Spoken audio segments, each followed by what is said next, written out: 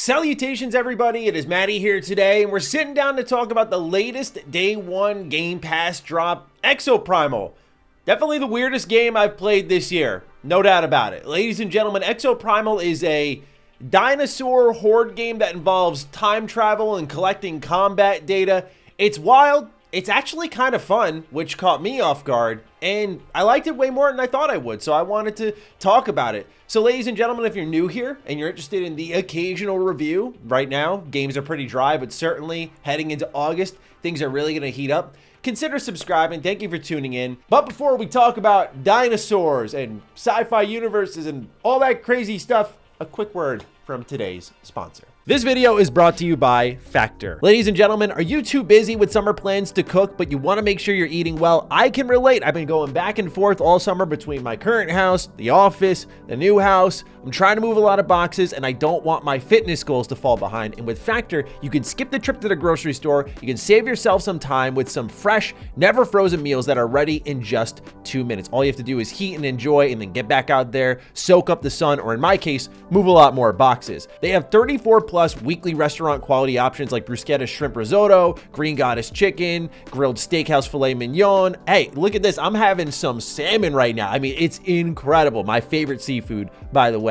And if you're looking to be calorie conscious this summer, then try the delicious dietitian approved calorie smart meals with around or less than 550 calories per serving. It's made my life so much easier. I know it'll do the same for you. So if this sounds great to you, head to factor75.com and click the link below and use code MattyPlays50 to get 50% off your first Factor box. Let's begin with this extremely bonkers story, which I pretty much already gave you the summary of. So you're playing as a pilot of a mech effectively, and what's happening is there was this outbreak where it was a massive dinosaur invasion a couple of years ago, and you're going to participate in what's called war games, which effectively bring you back to that time where the outbreak happened to collect combat data. It's wild, it's weird, it's crazy, and yes, with this game being by Capcom, they've sort of asserted themselves as of late with a standard of quality, and I kind of wanted to tackle that up front. I'll be right there alongside all of you when I said I took a look at Exoprimal and went, no, that ain't it. And not even from the I want Dino Crisis type energy. I've never played Dino Crisis, I must admit. So for me, it wasn't even that. I've lost my love for these horde games. And while Exoprimal isn't perfect, definitely for a Game Pass game, I was pretty pleased with what was there. So when you fire up the game, you're going to have a plethora of suits to pick from, and each of these suits have their own playstyles. There's the Zephyr, which is a more melee-focused combat style. The one that I really fell in love with was the Sky Dancer. Effectively, this is a healer that will float above the battle. Shooting your teammates will heal, but also shooting enemies will deal damage, except it's more AoE, which is nice. And it had a pretty good balance of, you know, crowd control while also healing. So what I learned there was there's pretty much a mech suit for everybody, which is really nice. I mean, there are also roles you can play as: tank, attacker, defender. You can play support, which I really fell in love with. And what I really wanted to test with this game was the developers were saying, oh, you know, you really got to play as a team. So what happens is there's this mode called War Games, and within this mode are a set structure of random missions that you'll go through, like dinosaur culling, which is just killing a bunch of dinosaurs, or maybe defending a point or attacking a point. They're just random, very simple missions, and there will be a team on the other end who's also completing a set of missions. And it's really a race to the finish. Who can complete these missions quicker? And I noticed when my team was imbalanced, like let's say we didn't have a tank, which in one of my sessions today that I was playing, we didn't have a tank, we got rinsed, right? Like these dinosaurs were way more of a force to be reckoned with than I gave credit for, and the team steamrolled us completely. All these matches have flashes of brilliance, but the one I want to start off with, ladies and gentlemen, is playing as a dinosaur. Think of this like the moment you're playing Battlefront 2, the OG one, and they say you get to play as Obi-Wan, you get to play as Count Dooku, you get that hero coin, and you're like, oh my god, wait, this is it. This is my moment. And you just get to smoke the other team. That's me right now with the Triceratops. Unfortunately, unlike, say, Heroes in Battlefront 2, the more modern one, you can't have multiple dinosaurs on the field at the same time. The enemy team gets one, you get one. That's really it. So all the other teammates, if you don't get the what's called the dominator, you don't get to play as the dinosaur. You get to watch everyone else run around as them. It's still fun. It's still enjoyable. But when you get to play as the dinosaur, oh man, is it a fun time. And you get to do this because it disrupts the enemy team and prevents them from completing the objective, which lets you interfere a lot more, thus making the game a lot more competitive, which is something I'll get into on how I think it struggles at times to make that competition work early on. What makes it really interesting is as you race to that finishing point, it's in the finale that I feel like the true potential of Exoprimal actually shines through when it becomes a PVPVE experience. So what happens is now you have dinosaurs pouring in from all angles, and then you also have to fight other players. I think this is really when the classes shine. This is when the hordes shine, and makes Exoprimal wholly unique. Like, I thought it was such a blast when these moments happen, and it almost starts to shine a light on the earlier part of the matches not being as fun, just building up to that big moment at the end. Now, matches are relatively quick, 10, 15 minutes max, and you're in and out in a flash.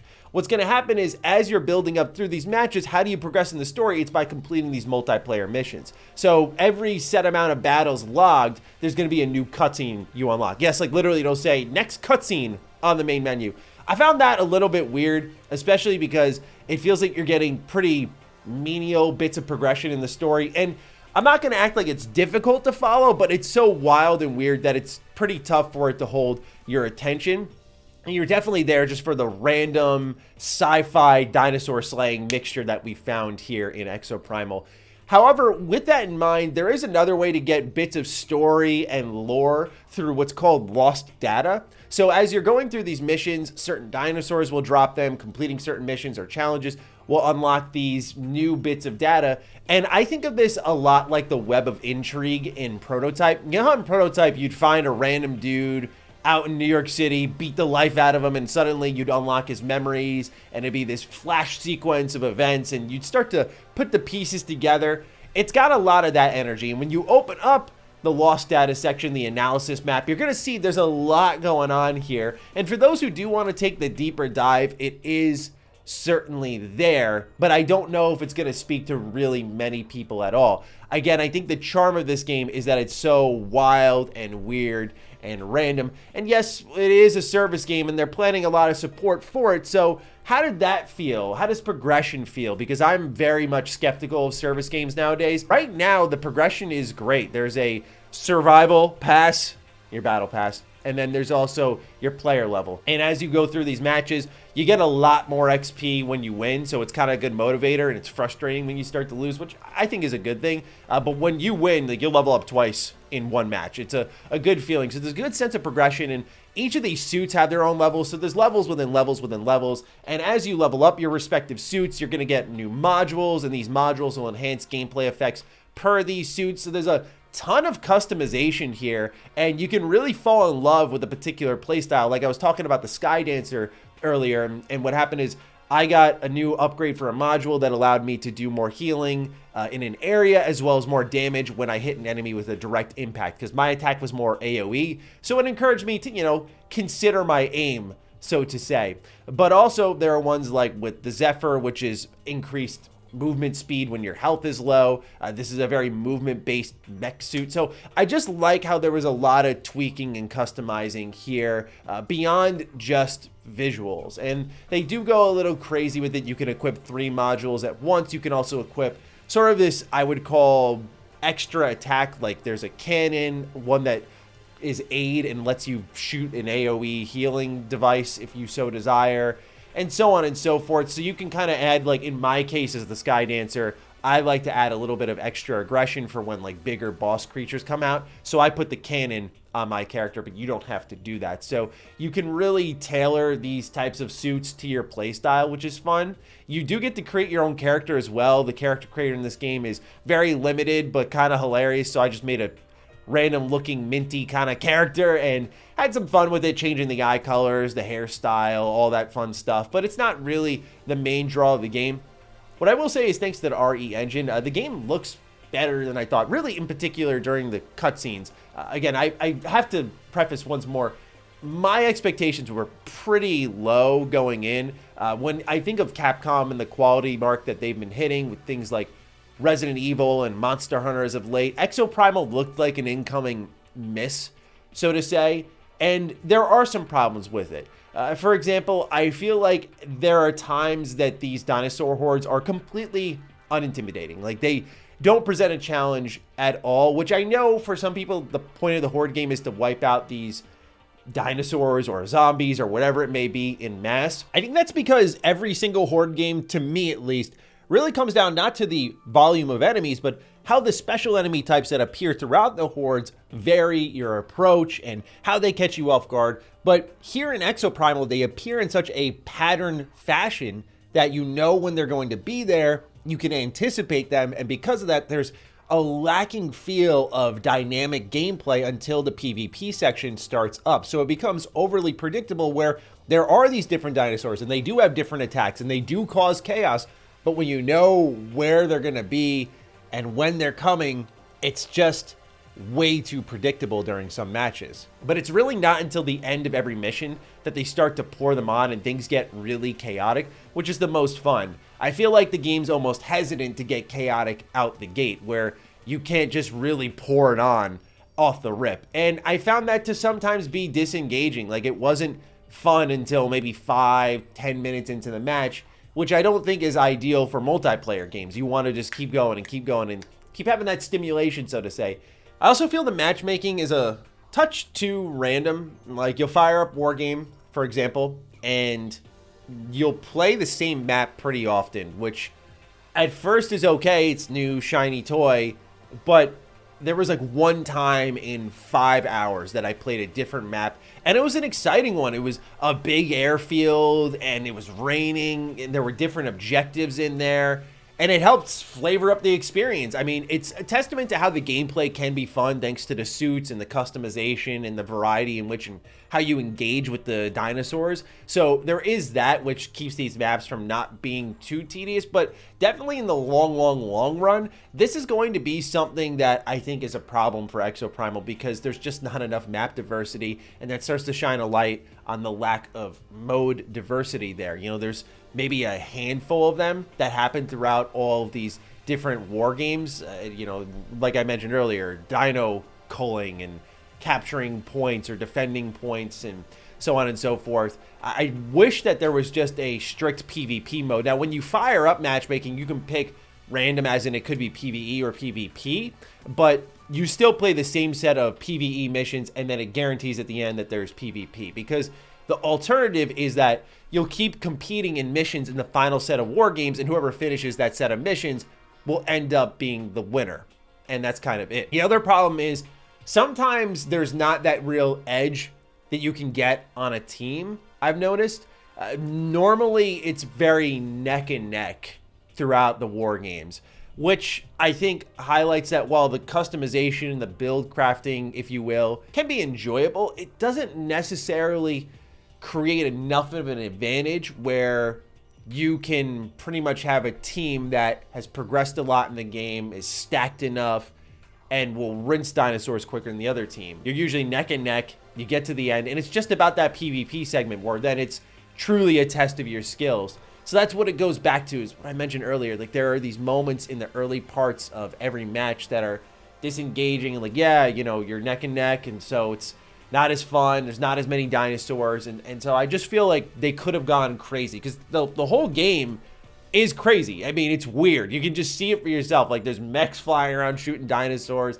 It's awesome. But really, the big reason I wanted to make this video, beyond informing you about a download or a purchase, was that while I've seen a lot of people just going after this game because it's not Dino Crisis, and I get that. You know, the Capcom fan base, the survival horror fan base, the Dino Crisis fan base has been loud and clear to Capcom. They want Dino Crisis, and I get that. But I just want to make it pretty clear that while it's not that, nor did anyone really expect that at all, I know it's not the Capcom dinosaur game you want, but that doesn't make it a bad game.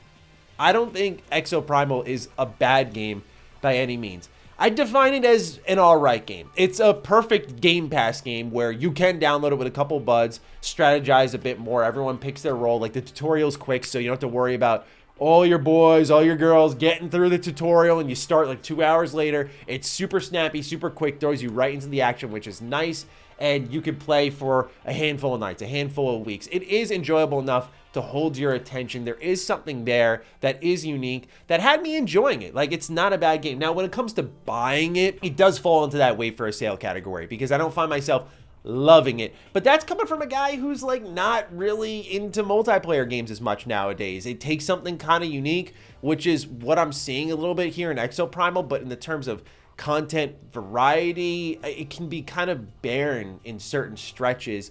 And I feel like there's too many quirks and issues to be like, go out and buy it. But if you're on PC and you're on Xbox, this is an easy download. I'm gonna be real with y'all. Like, this is one of the better Game Pass games that have come out in a while, day one, which was not on my bingo card when we saw at the top of the year, like, oh yeah, we're gonna get things like Atomic Heart and Wolong. You know, I'm just thinking like, oh, Exoprimal will not be among the best of the day one drops, but I actually think it is. It's definitely a really good time, and it's awesome that you can do limited crossplay, so to say. So if your friend's on PC with the Game Pass version, not Steam, Game Pass version, and you're on Xbox, you can play together in that ecosystem, which is really nice. So there is a benefit there. And out of all the Horde games that I've seen Xbox take a swing at, like Back 4 Blood, I'm surprised that Exoprimal was the one that landed. And if I could make one final comparison as sort of a send-off here, I'd say think a bit about the Xbox 360, PS3 era of games where they're weird, random ideas that nowadays we just don't see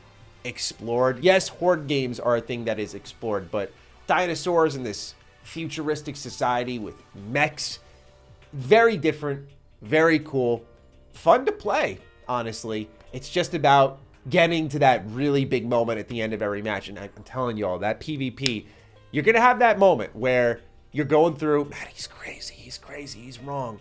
And then boom, you get to the PvP and you feel why they went forward with this game. It is kind of a very unique moment there, but everything around it, very strange, very odd, very perplexing, and reminds me a bit of Outriders, where it's just kinetic craziness at certain moments, and that's what makes it fun and enjoyable. So I guess that's the beauty of Game Pass. Try it out for yourself, see if you like it. For me, I enjoyed it far more than I expected, and I'll be hanging around for a decent amount of time. Is it my next big service game? Am I going to be here for years?